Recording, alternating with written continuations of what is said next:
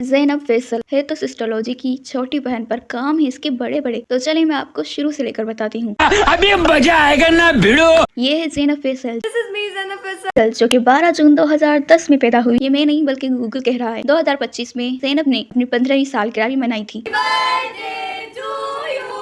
आपको भी लगता है कि इसकी उम्र सिर्फ 15 साल है? आप लोगों को लगता होगा पर मुझे नहीं लगता। ज़ैनब फैसल ने भी अपनी बहनों की तरह हर टैलेंट को सीखा हुआ है, क्योंकि ये तो अपनी वो 4 अजीम बहनों को देखकर जो बड़ी हुई है, तो सीखेगी भी वही ना जो वो करेंगे। ज़ैनब बाजी के टैलेंट की बात करें तो उसके पास भी कई सारे टैलेंट हैं, जैसे कि मुजरा, रक्स, डांस, व्लॉगिंग, ब्रेकिंग, एक्टिंग और एक और टैलेंट जो बाकी बहनें कम ज़ैनब बाजी ज्यादा करती हैं, और वो है रोने का ड्रामा।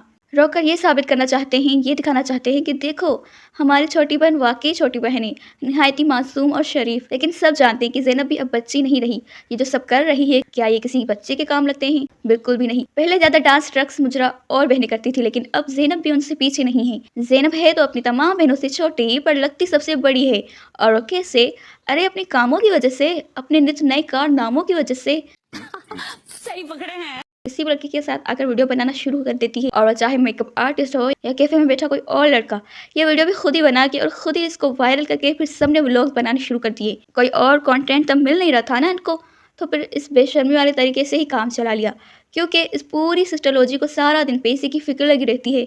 ये सारे पैसे के पीछे इतने पागल हुए पड़े हैं कि किसी की परवाह नहीं करते, ना अपनी इज्जत की और ना अपने ईमान की। और जो लोग कहते हैं ना सिस्टोलॉजी तो बहुत मासूम है, वो ऐसे कोई भी गंदे काम कर ही नहीं सकते। आप सब झूठ बोलते हैं इनके बारे में, ऐसा कुछ भी नहीं है। आप उनसे जेलस होकर ऐसी बातें करते हैं। तो उनसे मैं बस इतना कहना चाहूंगी कि तुम लोगों को क्यों उनकी इतनी फिक्र सताई जा रही है?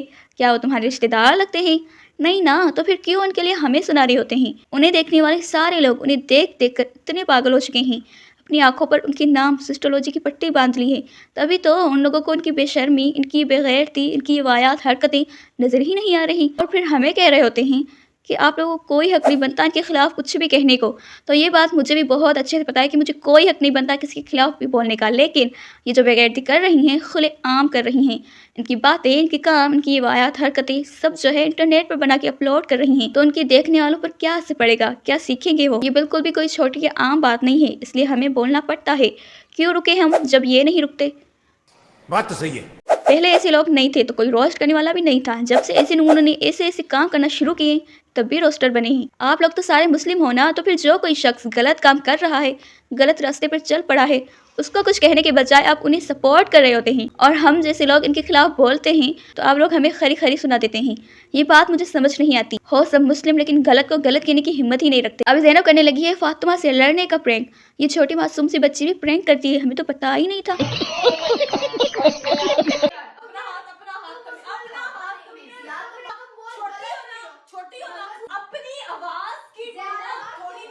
प्रैंक देखो भाई, प्रैंक, वो भी लड़ने का। क्या सिस्टोलॉजी अब इस दुनिया में तुम्हारी ये फजूल प्रैंक देखता रह गया है?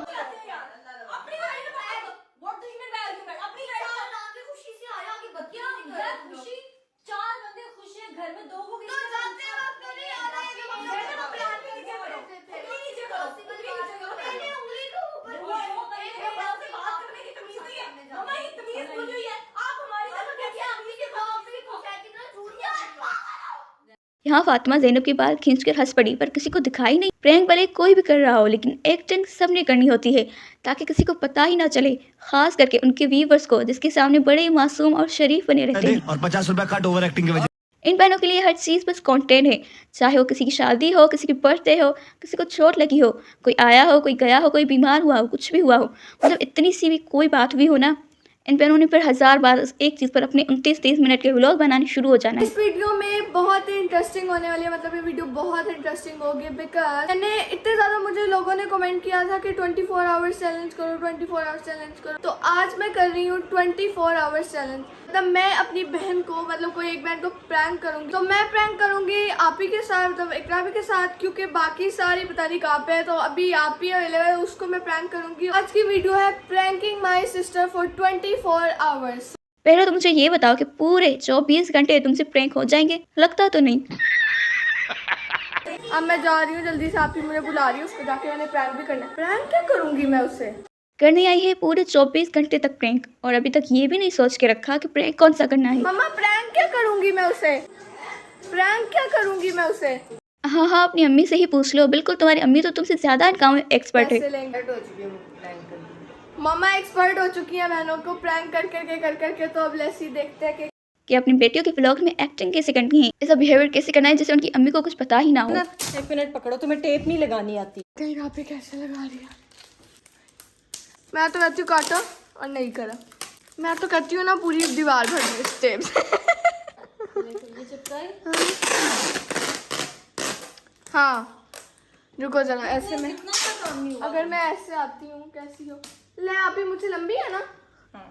चलो और एक और इसके नीचे भी लगा दो।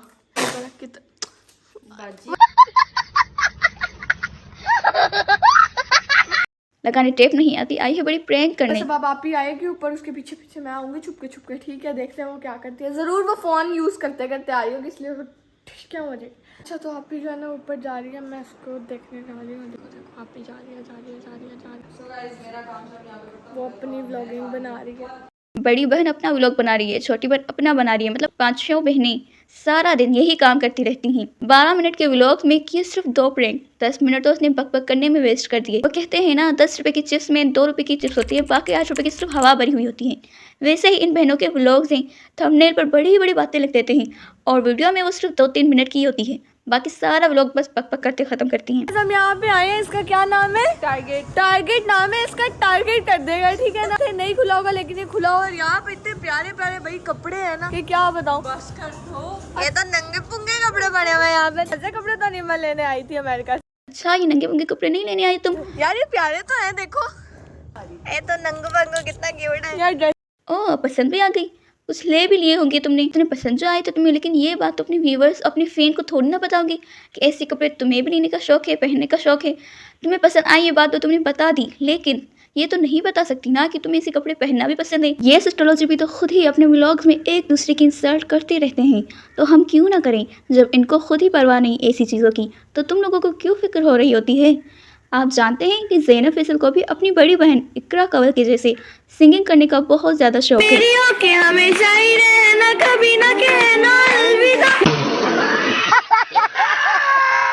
लेकिन ये गाने ना ही गाए तो सबके लिए अच्छा होगा, क्योंकि इसका एक गाना ही ऐसा है कि कोई इंसान बहरा हो जाए तो सोचो उसके और गाने कैसे होंगे।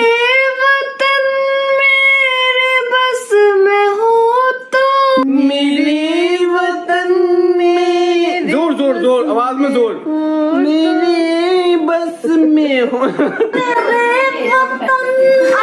में फोकस होना चाहिए। देखो सिस्टोलॉजी के फैंस, देखो इस वीडियो को। अपनी बहन के गाने की सबने नकल की है। ये तो सारे हर रोज खुद ही खुद को सबके सामने बेइज्जत करते रहते हैं, तो हमने भी थोड़ी सी बेइज्जती कर दी तो क्या हो जाएगा। तुम लोगों को ये पसंद है, इनको देखना है तुमने, तो जितना मर्जी चाहे जाकर देखो, जितना मर्जी इनके नाम के गुण गाते फिरो, मैं मना नहीं करती। लेकिन वक्त आपको खुद बताएगा, जो आपने इनको देखने में अपना वक्त बर्बाद किया है वो वक्त आपके लिए कितना कीमती था। तब आपको मालूम पड़ेगा कि वाकई आपका वो वक्त बर्बादी की नजर हो चुका है, क्योंकि इनको देखकर आपने सीखना तो वैसे भी कुछ नहीं, क्योंकि इनके व्लॉग में ऐसी कोई अच्छी और सीखने वाली बात मौजूद ही नहीं। एनीवेयर आपको कब समझ आनी है। आज ज़ैनब फैसल पर बात की, आहिस्ता आहिस्ता सारी बहन पर बात करेंगी। मैं करने लगी हूँ अपनी वीडियो को खत्म। वीडियो कैसी लगी कमेंट में ज़रूर बताइएगा, और नेक्स्ट किसका रोस्ट करूँ ये भी कमेंट में ज़रूर बताइएगा। जाते हुए मेरे चैनल को सब्सक्राइब ज़रूर करते जाएं। फिर मिलते हैं, तब तक के लिए खुदा हाफिज़।